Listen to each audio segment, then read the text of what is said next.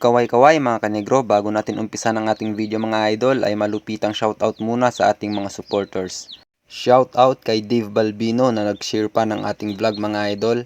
And shoutout na rin kay John Carl Simon na pinapa-shoutout ni Sir Jerby Bautista. Ayan, salamat sa mga support mga idol.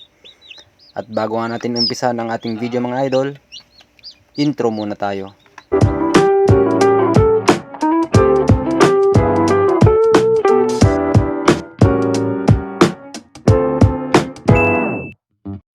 Good evening mga kanegro, update ko lang po kayo dito sa aking styro incubator mga idol.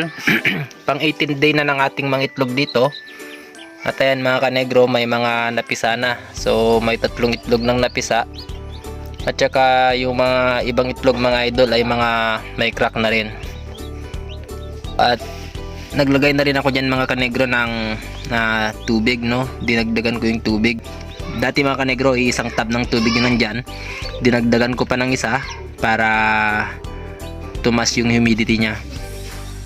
Kanina mga kanegro, 47 yung humidity nya. Ngayon umakyat siya ng 53%.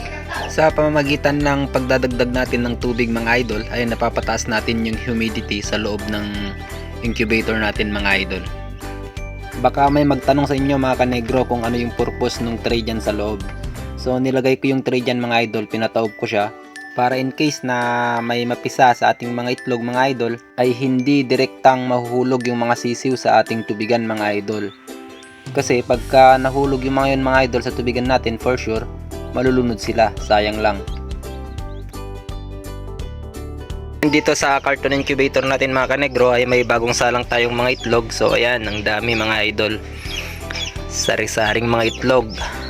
May heritage, may silky, asil, tsaka native eggs mga idol. So hopefully magiging successful na naman yung pagpipisa ng ating mga itlog dito mga idol. Kung makikita natin yung tubig dyan sa lalagyan ng tubig natin, medyo konti na siya. So magdadagdag tayo mga idol, dadagdagan natin yan.